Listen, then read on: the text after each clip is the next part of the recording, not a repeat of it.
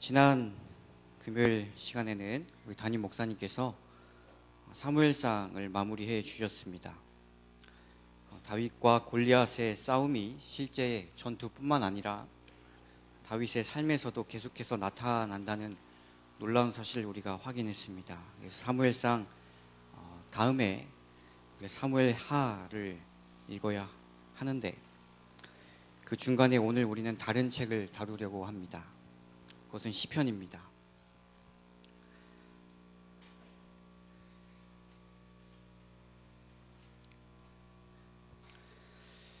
다윗의 이야기를 듣고 나서 역사적인 인물인 다윗이 하나님의 영에 감동하여 시를 짓고 하나님을 찬양하는 부분들을 함께 다루려고 합니다. 시편은 굉장히 길고 또 방대한 양이어서 단 몇 시간에 다루기가 어렵습니다. 그래서 오늘은 초반부를 좀 다루고요. 그 다음 주 사무엘하를 다룬 다음에 그 다음 주에 시편의 중간중간의 부분들을 교훈들을 짧게 나누려고 합니다. 여러분 성경을 다 가지고 계시죠? 성경에서 정 가운데 부분이 어느 부분인지 한번 펴보시기 바랍니다. 딱 이 성경을 잡았으면 정 가운데 부분을 한번 잡아서 펴보시기 바랍니다. 어디가 나옵니까? 네. 우리 어린이들 있을 텐데 어린이들 중에 책 펴본 친구들은 어디가 나옵니까? 시편이 나오나요? 네, 시편이 안 나오면 나올 때까지 해보시면 됩니다. 이 시편은 성경의 정중앙에 위치해 있습니다. 신앙의 심장 같은 역할이라고 우리가 얘기할 수 있습니다. 성경은 총 1189장으로 되어 있는데 성경의 정중앙은 시편 117편입니다. 시편 117편 앞에는 594장이 있고 시편 117편 뒤에는 594장이 있어요. 정 가운데가 시편 117편입니다. 성경 가운데서 가장 짧은 장이 바로 117편인데 이 부분 시편의 성경의 가장 중심에 있습니다. 마틴 루터는 이 시편을 작은 성경이다라고 지칭을 합니다. 그리고 루터는 시편을 이렇게 평가합니다. 사람이 찬양과 감사의 시편 이외에 어디에서 더 나은 기쁨의 언어들을 찾을 수 있겠는가? 당신은 거기서 마치 아름답고 쾌적한 동산을 들여다보듯 하늘 그 자체를 들여다보듯 모든 성도들의 마음을 들여다볼 수 있으리라. 반면에 당신이 어디서 시편보다 더 깊고 더 서럽고 더 애처로운 슬픔의 언어들을 찾을 수 있겠는가? 시편은 기쁨과 두려움과 소망과 슬픔 가운데 있는 당신을 마치 성도들이 생각하고 말해왔던 것처럼 생각하고 또 말하도록 가르쳐 주고 있다. 시편은 오늘 우리 그리스도인들의 마음과 또 형편을 그대로 드러내주고 또 우리들의 생각과 신앙과 감정들을 대신하여 잘 표현해주고 있습니다. 이 유인물을 다 받으셨을 텐데요. 시편의 저자는 다윗, 아삽, 고라자손, 솔로몬, 모세, 헤만, 에단 이외에도 인물들이 있을 것으로 예상이 됩니다. 구성된 시기입니다. 시편이 가장 오래된 부분은 모세의 시 90편, 시편 90편에 있는 부분입니다. 가장 오래된 책이고 그리고 가장 늦게 나타난 것은 이스라엘 백성들이 바벨론의 포로로 잡혀가고 페르시아 시대 때 1차로 기원하지 않습니까? 그때 지어진 시들 시편 126편이나 137편이 가장 늦게 지어진 시라고 예상합니다. 그래서 대략 1000년간의 간격을 두고 있습니다. 상당히 오래된 기간입니다. 자, 주제는 하나님을 향한 예배와 감사의 노래 이렇게 했는데요. 그 다음에 좀 더 말씀드리겠습니다. 먼저 구조를 보겠습니다. 150편의 시편이 있습니다. 이 150편의 시편을 5권으로 유대인들은 나누고 있습니다. 1권은 1장에서 41장, 2권은 41편에서 72편, 3권은 73에서 89, 4권은 90에서 106, 5권은 107에서 150입니다. 이 5권을 모세오경과 유사점을 찾는 경우가 있습니다. 첫 번째 책 1편에서 41편은 창세기, 특별히 인간 창조에 대하여 연관을 해볼 수 있습니다. 그만큼 주된 내용들이 많이 들어있다는 것이죠. 2권에서는 출애굽기, 인류의 죄와 또 구원, 구속의 이야기가 2권에 41편에서 72편에 담겨져 있고, 3권의 부분에서는 예배와 성소, 4권은 또 광야와 방랑, 또 5권에서는 말씀과 찬양, 특별히 하나님의 율법을 강조하는 부분이 이 107편에서 150편까지 이어져 있습니다. 송영은 각 책의 마지막 장, 마지막 절에 이렇게 되어 있습니다. 송영은 예배의 시작과 끝에 하나님을 찬양하는 것이 송영 아닙니까? 마지막 41장, 1권의 마지막 장인 41편 13절에는 아멘, 그리고 72편 18, 19절도 아멘, 계속해서 아멘, 아멘, 아멘으로 각 권들이 마무리가 됩니다. 그리고 5권의 마지막은 할렐루야, 이렇게 150편 마지막 절이 맞춰지게 됩니다. 그래서 편집 예상자들은 1권은 다윗과 솔로몬, 2권은 고라 자손들, 3권은 아삽, 4, 5권은 에스라나 느헤미야일 것이다 라고 예상을 합니다. 총 저술 기간은 1000년간이라고 말씀을 드렸습니다. 시편 150편 가운데서 100편 정도는 그 저자의 이름을 분명하게 밝히고 있습니다. 다윗은 73편, 아삽은 12편, 고라자손은 10편, 솔로몬은 2편, 에단과 모세가 1편씩, 그리고 작자 미상도 51편이나 되는 것입니다. 이처럼 시편은 각기 다른 시대와 저자들, 편집자들에 의하여 저술되었고 편집되었기 때문에 그에 대한 기록 동기나 목적이 역시 뭐 할 수밖에 없겠습니까? 다양할 수밖에 없습니다. 주요 내용입니다. 이 시편은 내용의 주제에 따라서 5 유형으로 분류가 됩니다. 첫 번째는 신앙 공동체의 시, 이 부분은 하나님 백성 전체가 주체가 되는 시입니다. 그래서 애가, 감사시가 있는데요. 애가는 이스라엘 백성들이 큰 재난의 때에, 또 전쟁에서의 패배했을 때에, 또 흉년을 맞이했을 때에 어려운 상황 가운데서 하나님께 겸손히 노래하는 부분이 담겨 있습니다. 그리고 이 감사시는 공동체의 승리에 대한 감사를 노래하는 것입니다. 전쟁에서 승리했을 경우를 뜻하는 것이죠. 두 번째는 개인적인 신앙 고백의 시입니다. 대부분의 시들이 이 부분에 속한다라고 할 수 있는데요. 비탄시, 애가가 있습니다. 개인이 겪는 질병이나 또는 신앙적인 박해나 억울함이나 비난이나 학대 등 환난의 때에 절대자가 되신 하나님을 찾는 시들이 되겠습니다. 그 다음에 감사시는 그런 환난 가운데서 하나님께 부르짖었던 날들을 회상하면서 도우신 하나님께 감사드리는 시가 감사시입니다. 또 세 번째로 찬양시는 각각의 찬양의 대상에 따라 달라지는데요. 창조주 하나님을 찬양하는 시, 또 시온을 찬양하는 시, 또 구속의 역사를 찬양하고 하나님의 왕국을 찬양하고 또 율법을 찬양하고, 이런 모든 내용들이 혼합되어 있는 찬양시, 이렇게 종류별로 분류할 수 있습니다. 그 다음에 네 번째로 왕의 시는 하나님께서 이스라엘의 왕이 되심, 통치하심을 선포하고 찬양하는 시가 있고, 다섯 번째로 지혜의 시는 잠언서처럼 인생의 바른 길을 제시할 수 있는 그 찬양과 시, 인생의 생존 문제를 다루는 그런 시들이 되어 있습니다. 시편을 종종 무슨 시라고 말하기를 즐겨하는가 하면 우리는 다윗의 시편이라고 부릅니다. 왜냐하면 다윗이 주로 기록했거나 편집했기 때문에 그렇습니다. 우리가 시편을 읽으면 다윗은 위대한 정치가고 위대한 시인이고 찬양의 대가임을 알게 됩니다. 사무엘하 23장 1절입니다. 이새의 아들 다윗이 말하며 높이 올리운 자, 야곱의 하나님에게 기름 부음을 받은 자, 이스라엘의 노래 잘하는 자가 말하도다. 이 구약 성경은 다윗을 이스라엘의 타고난 가수로, 또 성전 예배를 위한 노래와 기도문을 지은 사람으로 기록했습니다. 이 다윗을 가리켜 말하기를 이스라엘의 노래 잘하는 자라고 표현했습니다. 그렇다면 이 질문 한번 보겠습니다. 언제부터 성소 예배에 있어서 시편의 노래들이 되었을까?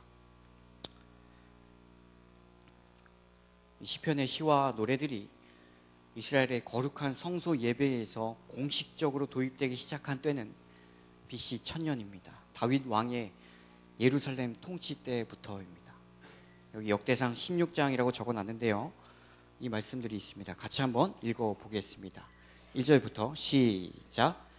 하나님의 궤를 메고 들어가서 다윗이 위하여 친 장막 가운데 두고 번제와 화목제를 하나님 앞에 드리니라. 또 레위 사람을 세워 여호와의 궤 앞에서 섬기며 이스라엘 하나님 여호와를 칭송하며 감사하며 찬양하게 하였으니 그 두목은 아삽이요 다음은 스가랴와 여히엘과 스미라목과 여히엘과 마띠디아와 엘리압과 분하야와 오베데돔과 여히엘이라. 비파와 수금을 타고 아삽은 재금을 힘있게 치고 그날에 다윗이 아삽과 그 형제들을 세워 위선 여호와께 감사하게 하여 이르기를. 여기 7절 마지막에 그날에 다윗이 아삽과 그 형제들을 세워 위선 여호와께 감사하게 하여 이르기를 이라고 했는데, 이 위선이라는 말은 히브리 말로 무슨 뜻을 갖고 있는가 하면 처음이라는 뜻을 갖고 있습니다. 다윗이 아삽과 그 형제들을 세워서 처음으로 맨 먼저 여호와께 감사하게 했다라는 뜻으로 이해하면 되겠습니다. 다윗이 언약궤를 예루살렘으로 인도하자마자 아삽과 그의 형제들에게 여호와께 감사하도록 노래를 부르도록 지시했다는 것입니다. 부조선자 711쪽입니다. 법궤를 옮기는 데 수반된 엄숙한 의식들은 이스라엘 백성에게 오래 지속되는 깊은 감명을 주어 성소 봉사에 대한 저들의 깊은 관심을 환기시키고 여호와께 대한 그들의 열심을 새로 불타오르게 하였다. 다윗은 그의 능력이 미치는 온갖 방법으로 이 감명을 깊게 하고자 노력하였다. 노래 부르는 것을 종교적 예배의 필수적 부분으로 삼았고, 다윗은 시편을 만들어 성소 봉사에서 제사장들이 사용할 수 있게 했을 뿐 아니라 백성들이 연중 절기에 성소를 향하여 여행할 때 역시 부를 수 있게 하였다. 법궤를 옮기면서 하나님을 찬양하는 이 의식으로 다윗은 시편을 만들어서 성소 봉사에서 사용하도록 지도하는 것입니다. 이후로 시편의 찬양들이 예배에서 사용하게 되었고, 오늘 우리들에게까지 예배를 위한 찬양으로 시편의 내용들이 사용이 되는 것입니다. 그렇다면 두 번째 문항입니다. 시편의 노래가 과연 어떠한 결과를 가져왔을지에 대하여 부자 선지자는 또 이렇게 말합니다. 시편 노래의 영향력에 대해서 바로 다음 절에 이렇게 계속해서 설명해 줍니다. 같이 한번 읽어보겠습니다. 이와 같이 시작.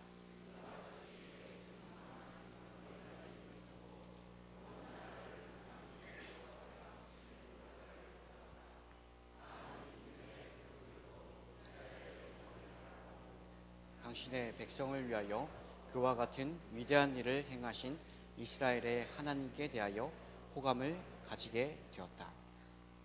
이스라엘을 우상 숭배에서 무엇하는 결과를 가져왔다고요? 해방시키는 결과를 가져온 것입니다. 그리고 이스라엘 인근의 백성들도 이스라엘의 하나님에 대하여 호감을 가지게 되었다라고 했습니다. 그들이 시편의 노래들을 접해 들으면서, 시편 찬양의 역할이 바로 이런 것이었습니다.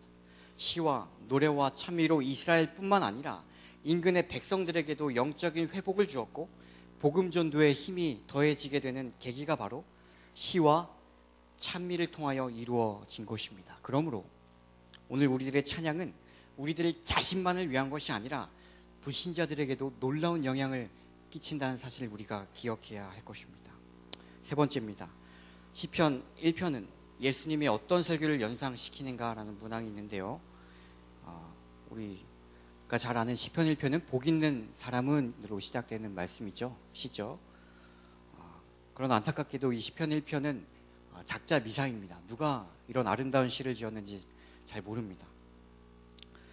이 시가 과연 예수님의 복음서에서 나오는 예수님의 설교와 어떤 관련이 있는지 한번 개인적으로 묵상을 해 보시길 바랍니다. 네 번째입니다. 시편 19편을 통하여 하나님은 어떤 분임을 우리가 알 수 있을까? 시편 19편을 넘어가겠는데요.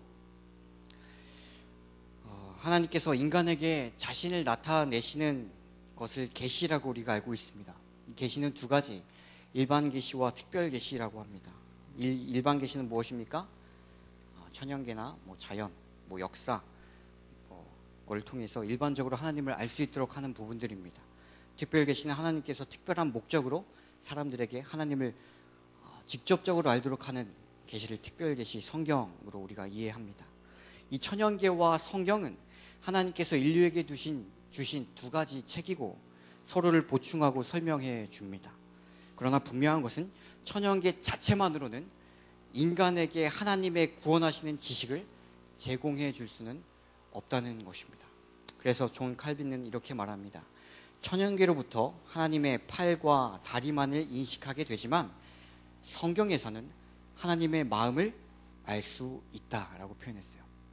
그런데 천연계와 성경에 나타난 이 하나님의 계시가 만나서 창조주와 인간을 연결해주는 시가 시편에 있습니다. 특별히 천연계를 통하여 하나님의 살아계심을 성경의 시로 기록한 가장 중요한 시가 무엇인가 하면 바로 다윗이 지은 시편 19편입니다.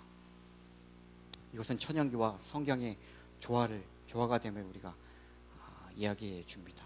특별히 C.S. 루이스는 시편 19편을 시편 중에서 가장 훌륭한 시이고 세계에서 가장 위대한 서정시 가운데 하나라고 표현했습니다.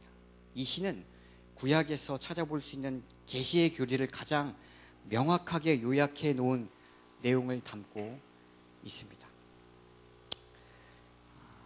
그래서 시편 19편은 1절에서 6절 총 세 부분을 나눈다면 1절에서 6절까지는 인류 전체에 대하여 우리 하나님을 인류 전체에 대하여 창조주로 우리가 이해할 수 있고 7절에서 10절까지의 부분에서는 이스라엘에 대하여는 하나님께서 율법의 제정자다라고 이해할 수가 있고 그리고 11절에서 14절 이 세 번째 부분에서는 사람 한 사람 개개인에 대하여 구원자가 되시고 구속자가 되신 하나님을 이해할 수가 있습니다.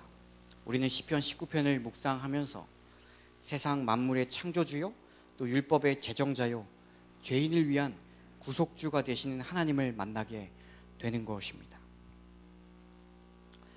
그렇다면 이 세 부분 중에서 첫 번째 부분 창조주에 대한 부분만 생각해보고 넘어가겠습니다. 시편 19편 1절에서 6절까지 있는 말씀 같이 한번 읽어보겠습니다. 하늘이 하나님의 영광을 선포하고 같이 읽겠습니다. 시작. 하늘이 하나님의 영광을 선포하고 궁창이 그 손으로 하신 일을 나타내는도다. 날은 날에게 말하고 밤은 밤에게 지식을 전하니 언어도 없고 들리는 소리도 없으나 그 소리가 온 땅에 통하고 그 말씀이 세계 끝까지 이르도다. 하나님이 해를 위하여 하늘의 장막을 베푸셨도다. 해는 그 방에서 나오는 신랑과 같고 그 길을 달래기 기뻐하는 장사 같아서 하늘 이 끝에서 나와서 하늘 저 끝까지 운행하며 그 온기에서 피하여 숨은 자 없도다. 정말 시편 19편은 아름다운 시, 노래 같습니다. 이 가사 하나하나를 살펴보면 너무나도 아름다운 시적 표현들입니다. 특별히 5절에서 해를 표현하기를 해는 그 방에서 나오는 무엇 같다고 했습니까? 신랑과 같고 그 길을 달리기 기뻐하는 장사 같아서 하늘 이 끝에서 나와서 하늘 저 끝까지 운행하며 그 온기에서 피하여 숨은 자 없도다. 마치 해가 뜨고 지는 것을 방에서 나오는 신랑 같고 달리기 하는 장사 같다고 표현하면서 하늘 이 끝에서 나와 저 끝까지 운행하는 해를 보면서 하나님을 찬양합니다. 이런 천연계의 아름다움을 노래한 이 다윗에 대하여 영감의 글은 다음과 같이 표현해 줍니다. 그의 앞에는 화려한 여러 가지 아름다운 경치가 전개되었다. 포도송이가 주렁주렁 메어 달린 포도나무는 햇빛에 반짝이고 있었고 푸른 잎이 무성한 삼림의 나무들은 미풍에 흔들거리고 있었다. 그는 마치 신랑이 그 신방에서 나오고 경기장에서 달리려는 강한 선수처럼 하늘에서 이글거리는 태양을 바라보았다. 하늘을 찌를 듯한 험한 산봉우리들이 솟아있고 저 멀리 모압 땅에는 산성을 이룬 불모의 절벽이 솟아 있었다. 이러한 모든 풍경 위에 푸른 하늘이 아치처럼 부드럽게 펼쳐져 있었고 그 너머에 하나님이 서 계셨다. 그 다음 계속해서 같이 읽어볼까요? 다윗은 시작. 다윗은 하나님을 볼 수 없었으나 하나님의 만드신 만물을 찬양하였다. 삼림과 산과 목장과 시내를 금빛으로 물들이는 정오의 햇빛은 그의 마음을 빛의 아버지 곧 모든 행복과 완전한 선물을 주시는 분을 바라보게 하였다. 날마다 계시되는 창조주의 품성과 위엄은 젊은 시인의 마음을 흠모와 기쁨으로 충만케 하였다. 이 다윗이 포도송이가 주렁주렁 달리는 것, 또 무성한 나무들이 미풍에 흔들리는 것, 또 하늘에 태양이 이글거리는 곳, 산봉우리와 또 산성을 이루는 절벽들, 이러한 모든 풍경 위에 푸른 하늘이 아치처럼 부드럽게 펼쳐져 있고 그 너머에 하나님을 다윗이 찬양합니다. 다윗은 그의 평소의 삶에 있어서 하나님을 경험하고 하나님을 찬양합니다. 그가 목자로 양을 치면서 자연을 거닐면서 그는 하늘과 하늘의 새와 또 땅과 땅의 나무와 꽃과 풀, 태양과 달, 창조주께서 만드신 일반적인 창조물들을 바라보면서 하나님을 찬양하는 것입니다. 여러분, 우리는 과연 이 다윗처럼 다윗같이 이러한 창조물들을 바라보면서 하나님께 감사하고 찬양하고 있습니까? 제가 지난 여호수아 개관 연구를 했었습니다. 하고 나서 동영상 올라온 것을 제 친구가 봤어요. 보고 나서 저한테 이야기를 해줍니다. 제이라, 왜 여호수아 10장에 나온 그 이야기를 얘기하지 않았냐라고 물어봤어요. 그 이야기가 무슨 내용인가 하면 여호수아 10장에는 태양이 이 아얄론 골짜기에서 이스라엘과 아모리와의 전쟁 중에 여호수아가 기도를 하죠. 하나님, 태양을 계속해서 지지 않고 머물게 해 주십시오 기도합니다. 그래서 해가 하루 종일 지지 않게 하나님께서 하셨고 이스라엘이 그 전쟁에서 크게 승리했다는 기록이 나옵니다. 그 친구가 말하기를 이것에 대한 과학적인 증거가 있는데 왜 그것을 설명해 주지 않았느냐라고 물어보는 것입니다. 여러분, 태양이 지지 않고 하루 종일 멈추었다고 하는 그러한 과학적 증거에 대하여 들어보신 분 계십니까? 네, 아마 들어보신 분이 계실 것입니다. 그 내용은 이렇습니다. 우주의 과학자들이 인공위성의 궤도를 작성하기 위하여 태양과 달의 궤도를 조사하던 가운데 컴퓨터가 작동이 멈췄어요. 그 원인을 조사해 보니까 계산상의 하루가 없어졌음이 발견했습니다. 그때 이 과학자들이 여호수아 10장에서 태양이 멈췄다는 사실을 떠올렸어요. 과학자들은 그 사라진 하루를 찾기 위하여 컴퓨터 계산기를 돌려서 당시 여호수아 시대의 궤도를 조사합니다. 그 결과 23시간 20분 동안 궤도가 정지했다라는 답을 얻게 되었어요. 이러한 과학적인 증거에 대하여 왜 되지 않았냐라고 물어보는 것입니다. 그러나 저는 이 사건이 있은 다음에 그 다음의 이야기를 제가 알고 있습니다. 1969년 미국 지역 신문에 이 방금 말씀드렸던 이 이야기가 실렸어요. 그리고 곧이어서 창조과학 소식지에 등장했고 성경의 기적을 증명한 위대한 발견이라는 소문이 퍼져나갑니다. 하지만 이 이야기는 사실이 아니라 허구로 밝혀졌습니다. 미 항공우주국 나사도 컴퓨터 계산으로 과거 태양의 시간을 추적하는 연구가 불가능하다라는 사실을 밝혔습니다. 그런데 이 이야기는 허구가 드러났음에도 불구하고 수십 년이 지난 오늘날도 많은 그리스도인들이 이 이야기를 통하여 창조주 하나님을 설명하고 있습니다. 초자연적인 현상을 과학적으로 밝혀낼 수 없는 것을 밝혀내려고 시도할 때의 문제가 생깁니다. 어떤 사람들에게 있어서 초자연적인 그 역사는 하나님을 찬양하는 방법이 될 수도 있습니다. 그러나 우리는 그러한 초자연적인 역사와 기적과 사건들을 찾아 헤매는 그리스도인들이 되어서는 안 됩니다.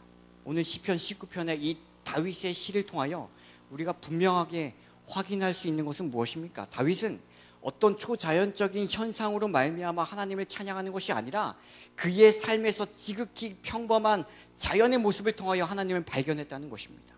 그의 삶에 해가 뜨고 지는 것을, 나무가 자라고 잎이 나고 열매 맺는 것을, 꽃이 피고 자연의 평범한 그 모든 것을 바라보고 기뻐하고 하나님을 노래하는 것입니다.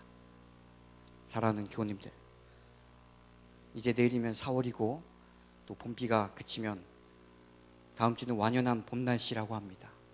우리에게 따스함을 선사하는 이 봄에 하나님께서 우리에게 바라보고 기뻐하라라고 하신 그 천연계를 통하여 우리가 진정으로 기뻐하고 또 하나님을 찬양하게 되기를 간절히 바랍니다. 우리가 어떤 환상적인 신기루를 찾는 것이 아니라 눈앞에 피어오르는 작은 꽃망울을 통하여 하나님의 사랑을 경험하게 되기를 간절히 바랍니다. 같이 한번 읽어보겠습니다. 시작. 하나님의 귀중한 선물인 다윗의 재능은 그것을 주신 하나님의 영광을 찬양하는 데 사용되었다. 그의 명상과 묵상의 기회는 그를 지혜와 경건으로 부유하게 하여 하나님과 천사들의 사랑을 받게 하였다. 창조주의 완전하심을 그가 명상할 때에 하나님께 대한 더 분명한 개념이 마음에 전개되었다. 창조주를 묵상할 때, 하나님께서 만드신 천지 창조물들을 묵상하게 될 때 하나님께 대한 더 분명한 개념이 그에게 나타났다는 것입니다. 오늘 이러한 복을 우리들도 함께 누리기를 간절히 소망합니다. 네. 다음 이 부분을 보시면 메시아에 관한 시편 해서 쭉 이렇게 나옵니다. 특별히 시편 22편은 고난의 시편이라고 불리는 부분입니다. 고난받는 메시아를 상기시키는 시로 희생제물의 고난과 핍박들을 묘사하고 있습니다. 이 시편의 쭉 내용을 보시면 약 30여 개의 부분들에 있어서 메시아와 관련된 직접적인 공통점을 찾을 수가 있습니다. 이 부분들을 함께 좀 살펴보시고 누가복음 24장 44절에서 예수님께서 어떻게 표현하셨는지를 한번 찾아보시면 되겠습니다. 다음 넘어가겠습니다. 시편 23편으로 가겠습니다. 시편 23편은 목자의 시입니다. 우리가 너무나도 잘 알고 또 가장 사랑받는 다윗의 시로 유명한 시죠. 한번 시편 23편 1, 2절만 한번 읽어보겠습니다. 여호와는 시작. 여호와는 나의 목자시니 내가 부족함이 없으리로다. 그가 나를 푸른 초장에 누이시며 쉴 만한 물가로 인도하시는.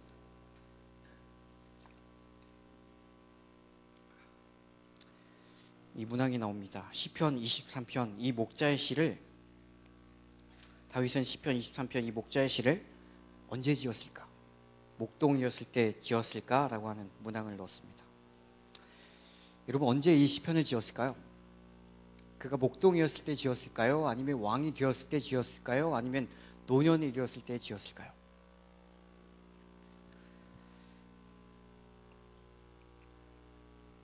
교육 163쪽은 이렇게 말해줍니다. 흥망성쇠의 변화무쌍한 일생을 보내는 동안 다윗은 노래를 통하여 하늘과 교통을 유지하였다. 아래의 시에 반영된 목동으로서의 그의 경험은 얼마나 감미롭게 묘사되었는가 하면서 그 다음에 바로 시편 23편이 쭉 나옵니다. 이 첫 번째 문장을 보시면 흥망성쇠의 변화무쌍한 그의 일생을 보내는 동안 다윗은 노래를 통하여 하늘과 교통했다.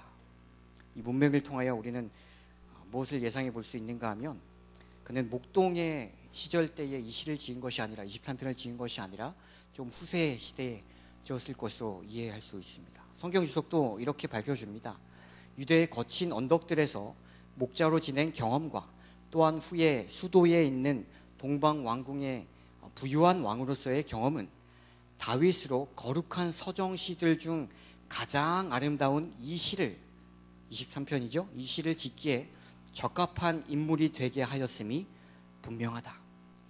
이 시편 23편의 다윗의 시는 다윗이 젊은 목동이었을 때 지은 시가 아니라 왕이 되어서 여러 가지 숱한 고비와 어려움을 겪고 나서 노년의 다윗이 과거의 목동의 때를 회상하면서 지었을 것으로 우리가 이해하는 것입니다. 이 신계원 목사님도 그분의 강해서에서 이렇게 보고 있습니다. 다윗은 산전수전을 다 겪으면서 험한 일생을 살고 또 주름살이 깊어가면서 과거의 위험한 상황과 괴로운 형편에서 자신을 안전하게 지키시고 인도하신 하나님의 은혜를 찬양하는 시를 지었습니다.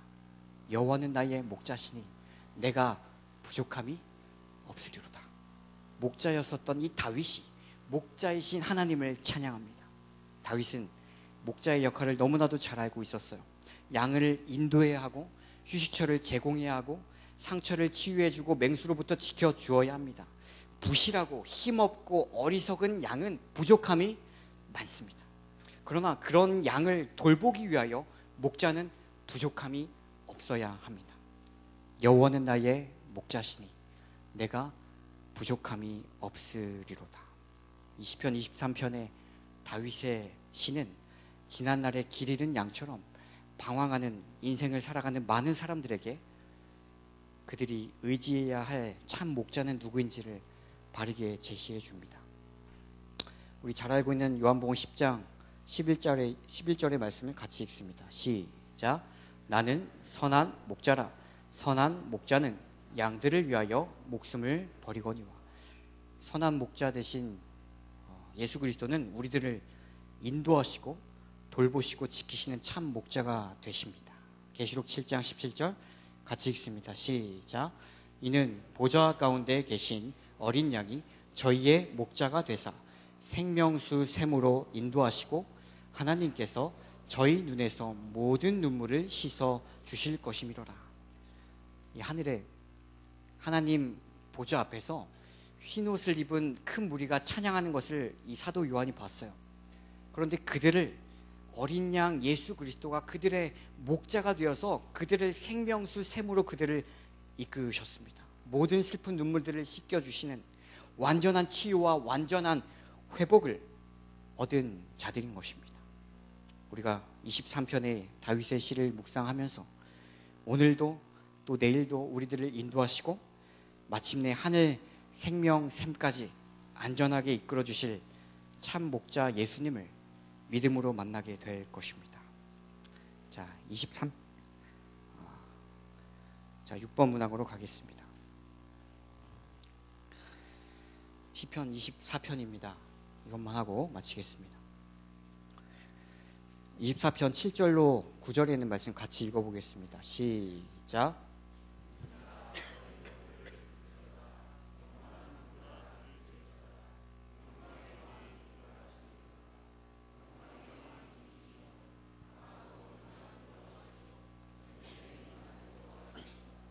문들아 너희 머리를 들지어다. 영원한 문들아 들릴지어다. 영광의 왕이 들어가시리로다. 네, 아주 우리에게 익숙한 노래입니다. 항상 예배 폐회할 때 우리가 부르는 찬양입니다. 이 노래를 다윗이 지었습니다. 그런데 이 노래를 다윗이 어떤 마음으로 지었을까요? 사무엘하 6장 12절입니다. 다윗이 가서 하나님의 궤를 기쁨으로 메고 오베데돔의 집에서 다윗성으로 올라갈새 여호와 앞에서 힘을 다하여 춤을 추는데 때에 배 에봇을 입었더라. 다윗과 온 이스라엘 족속이 즐거이 부르며 나팔을 불고 여호와의 궤를 메어 오니라. 이때는 다윗이 오베데돔의 집에서 예루살렘 성 안에 세운 장막으로 언약궤를 모셔올 때의 일입니다. 예전에 엘리 제사장 시대 때 법궤를 블레셋에게 빼앗기고 이 법궤가 돌고 돌아서 오베데돔의 집에 있다가 마침내 성전 안에 들어가기까지 오랜 시간이 걸렸습니다. 이 법궤를 맞이하는 다윗의 마음이 얼마나 기뻤는가 하면 그가 춤을 추었고 이 시를 불렀다라고 했어요. 부자선이자 707쪽입니다. 승리의 행렬은 그들의 눈에 보이지 않는 왕의 거룩한 상징인 법궤를 따라 수도에 접근하였다. 그 후에 성벽의 파수꾼들에게 거룩한 성읍의 문을 활짝 열도록 요구하는 다음의 노래가 터져 나왔다. 문들아 너희 머리를 들릴지어다. 영원한 문들아 들릴지어다. 그 다음에 문들이 활짝 열리고 행렬이 안으로 들어갔으며 법궤는 경외하는 마음으로 그를 영접하기 위하여 준비된 장막에 안치되었다. 이 성스러운 법궤 앞에 제단을 쌓고 화목제와 번제를 드렸다. 그 연기와 향연이 이 이스라엘의 찬양과 기도와 함께 하늘로 올라갔다. 이 다윗이 찬양한 문들아 열릴지어다 들릴지어다, 이 문은 어떤 문인가 하면 예루살렘 성 다윗성의 문입니다. 거룩한 법궤가 들어가니 성문을 활짝 열고 맞이하라는 것입니다. 그러나 문들아 열릴지어다 라고 하는 이 문은 다윗성으로 끝나지는 않습니다. 시편 24편의 이 시가 또 어디에 나오는가 하면 예수님께서 십자가에서 죽으신 그 예수님께서 부활하시고 승천하실 때에 하늘의 천사들이 부른 노래가 바로 시편 24편입니다. 한번 또 제가 읽겠습니다. 온 하늘은 구주를 하늘 궁정으로 영접하기 위하여 기다리고 있었다. 승천하실 때에 그분이 앞에 서서 길을 인도하고 그분의 뒤에는 부활하실 때에 죽음에서 노임을 받은 많은 포로들이 뒤따랐다. 하늘 천사들은 찬양과 천국의 노래로 환호하면서 즐거운 행렬에 가담하였다. 저희가 하나님의 도성에 가까이 이를 때에 수행하던 천사들이 다음과 같이 소리친다. 문들아 너희 머리를 들릴지어다. 영원한 문들아 들릴지어다. 이렇게 찬미를 합니다. 그 후에 하나님의 도성의 문들이 활짝 열리고 천사의 무리들이 영광스러운 음악이 울려 퍼지는 가운데 그 문들을 통해 들어간다. 그곳에는 보좌가 있고 언약의 무지개가 그 보좌를 둘러 있다. 거기에는 그룹과 스랍들이 모여서 있고 하늘 군대의 지휘자들과 하나님의 대표자들이 그 앞에 모인다. 죄 없는 세계의 대표자들이 모두 그곳에 모여 구주를 환영한다. 그들은 열렬하게 구주의 승리를 축하하며 저희 왕에게 영광을 돌리게 된다. 이 시편 24편은 법궤가 다윗 성문에 들어갈 때뿐만 아니라 예수님께서 십자가 사역을 마치시고 나서도 승천하실 때에 하늘 도성의 문이 열릴 때에 울려 퍼지는 찬양이었습니다.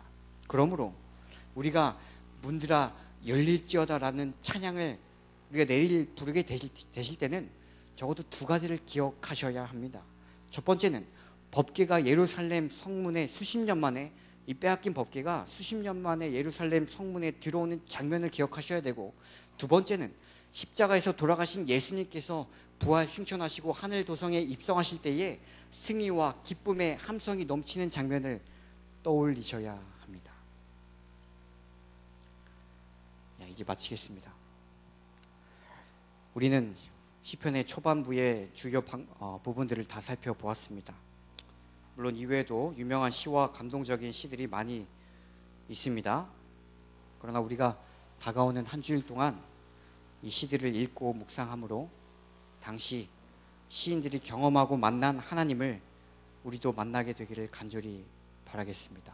특별히 다윗의 경험들을 좀 생각하시면서 그 시들을 읽는다면 우리들에게 더 큰 영적인 유익이 있을 것이라 생각이 됩니다. 마지막 이 말씀 같이 읽고 마치겠습니다. 시작. 이스라엘 시인의 애정 깊은 노래를 통하여 그 후 세대의 하나님의 백성들의 마음에 사랑과 믿음을 불붙게 해 주었고 그들로 하여금 언제나 변함없는 사랑의 하나님께 더욱 가까이 나아가게 하였다. 시편의 노래를 통하여 다윗이 의도하고 하나님께서 계획하신 것처럼 믿음의 후 세대들인 오늘 우리들의 마음 가운데 사랑과 믿음이 불붙고 사랑의 하나님께 더욱 가까이 나아가게 되기를 간절히 바라면서 말씀을 마치겠습니다.